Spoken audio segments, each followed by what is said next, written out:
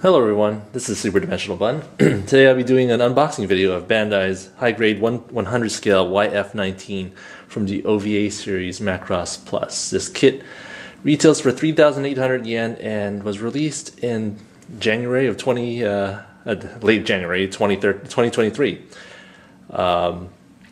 This kit has been a long time coming.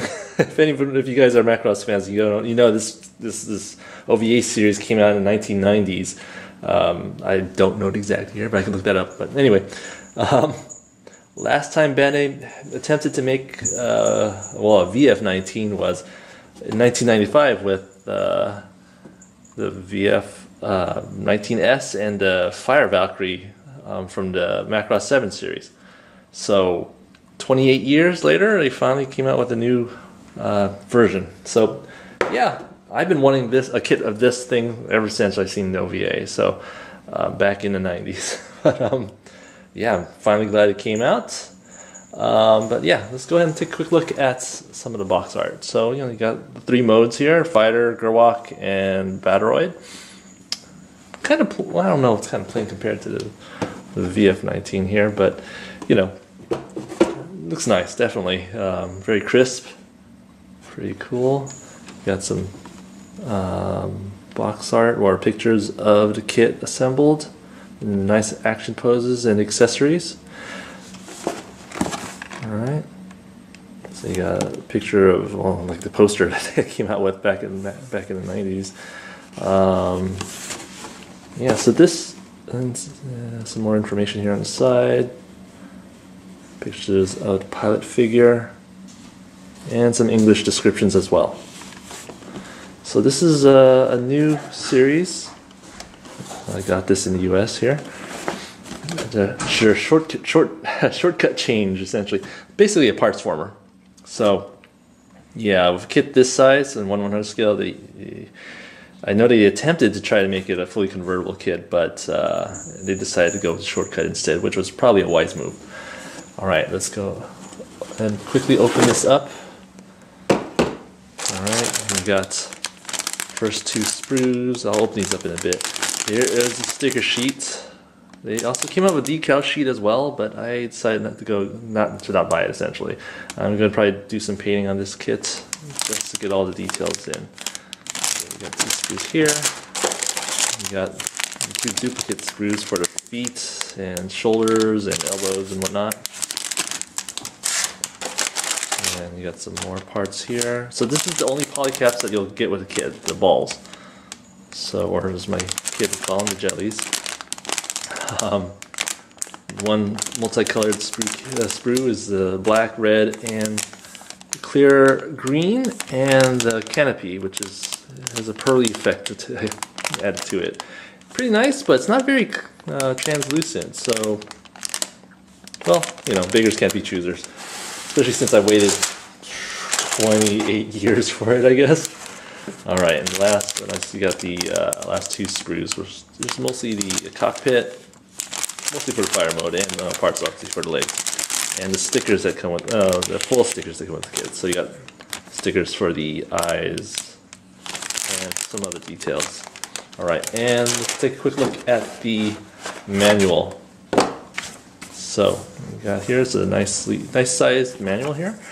Got of course pictures, the line art from the series. All right. So okay, here's some information. 94 and 95 is when OVA came out. So there you go. And Movie Dish came out in 1995. I saw this, probably in 1995, but through a good friend of mine, and I've been wanting a kit ever since. Alright, so we got a map of the sprues, some highlights of the different, different forms and whatnot. Okay, and all the building parts. So I'll just skim right through that, and at the end, in between all the pages are black and white except for the cover pages. So what's nice is that instructions are in both English and Japanese, so you could always look it up online, but it's nice that they are obviously moving toward the U.S. market here. So here is the map of all where those stickers will go. All right, they give you options on the stickers. So You can go with, plain green or one with details, or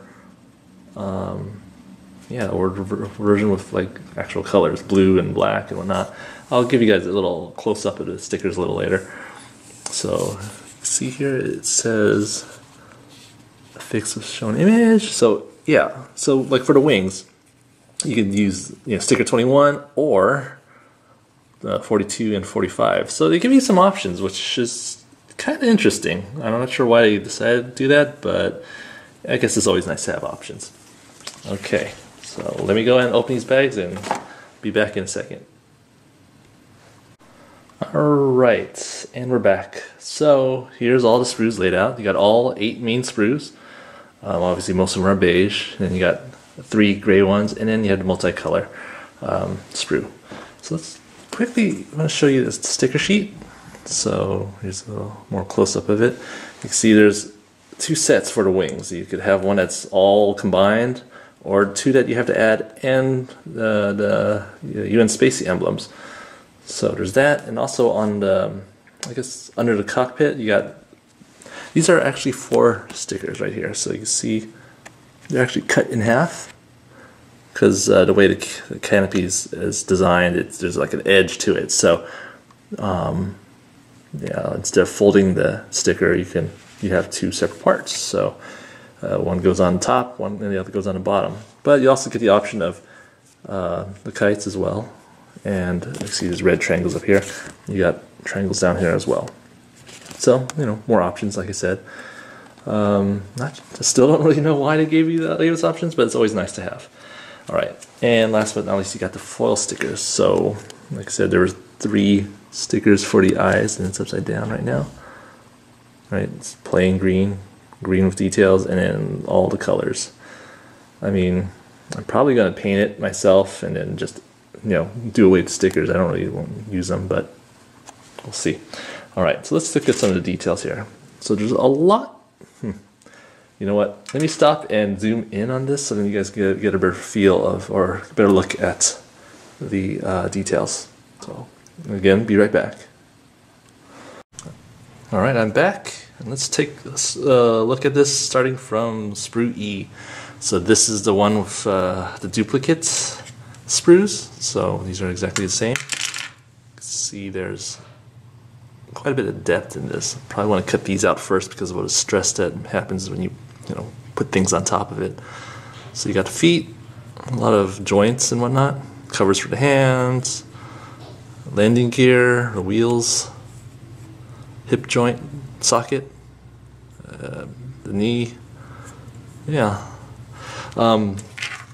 Oh yeah, and then the antenna for, well, I guess the head and the jet mode. I thought this was going to be a duplicate, but no. One will go onto the head, the other one will go on fighter mode. So yeah, no extra parts here. Alright, let's go to the next gray sprue. It's sprue number C, or letter C. Alright, you got the intakes, hands, alright, the gun pod, covers for the intakes, more hand parts, parts for the body. Like I said, this is a parts former.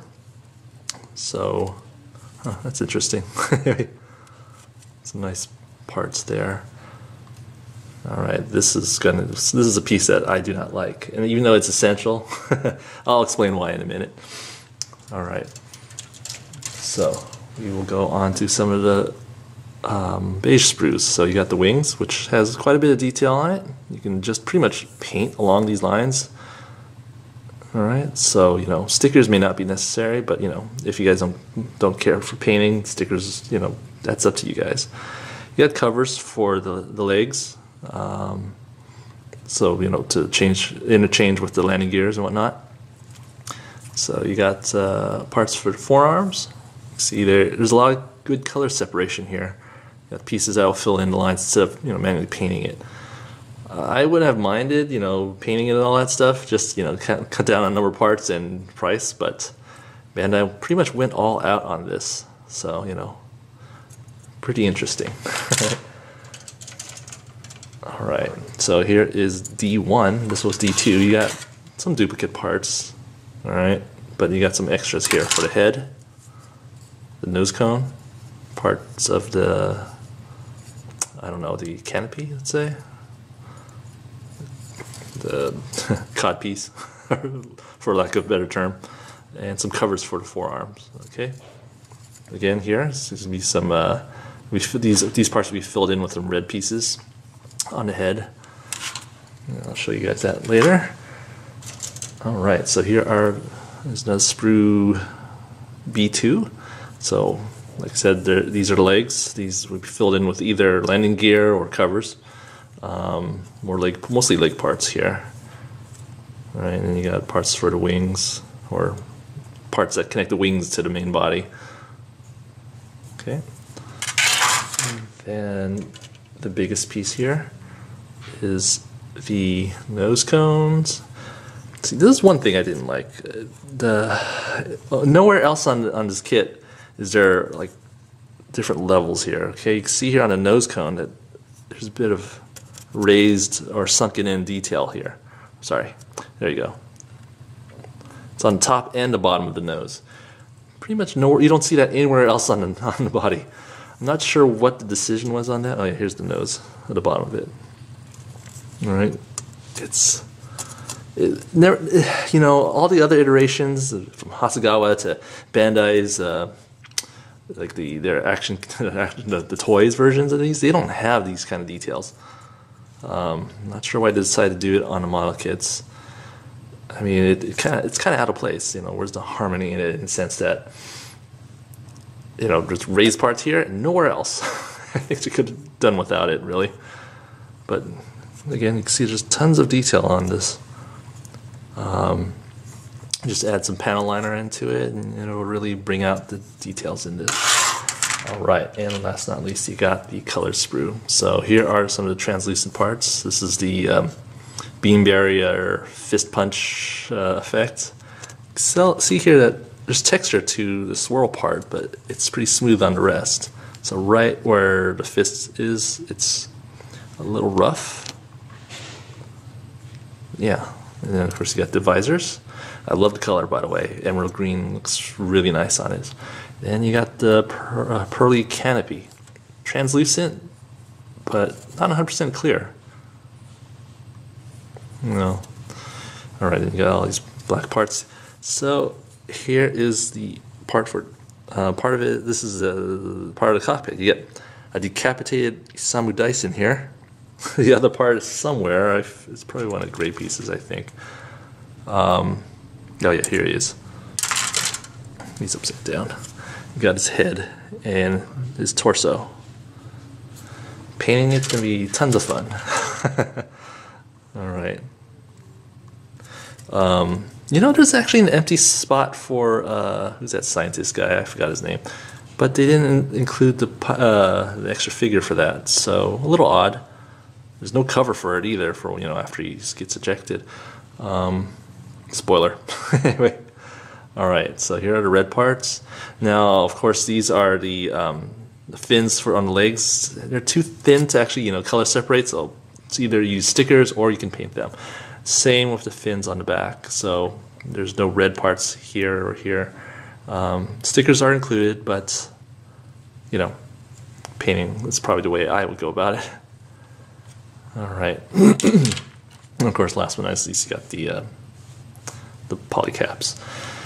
So that is pretty much it. I guess. Oh yeah, the thing that was irking me the most about this kit. Gosh, they really covered it up a lot in the production pictures, or at least the promo pictures. But it's right here on the underbelly, right there in the middle. See where the arrows are pointing in the gray block?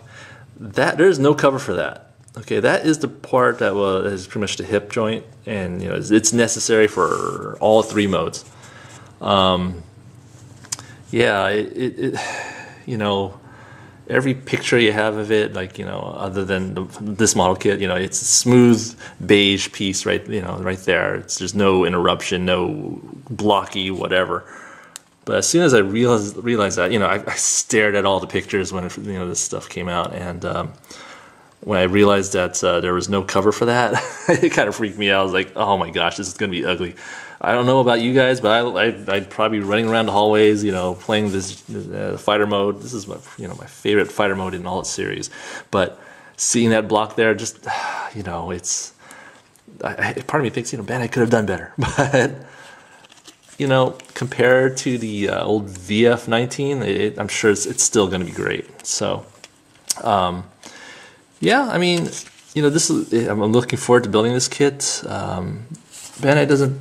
Well, yeah, maybe they do. No, never mind. I thought for a second I thought they didn't provide any stickers for the shield, but they do. Yeah, you know, I've waited. If you're like me, you waited 28 to 29 years on this one. Oh my gosh! And for this one kit to come out, now that it finally has, you know, it probably would have been better as a 1/72 scale, but you know, but I believe it's probably due to licensing issues. Hasegawa has probably the licensing rights, specifically for the fire mode. So I'm assuming it's because of that Bandai couldn't produce 1/72 scale. So they went with the 1/100 scale, which is nice. I do have a few 1/100 scales, obviously. The VF-19S, I have a few others. And I'll bring those out eventually when I get do comparisons on this kit. But anyway, looking forward to building this guy. Waited a long time for it. I bought this through newtype.us.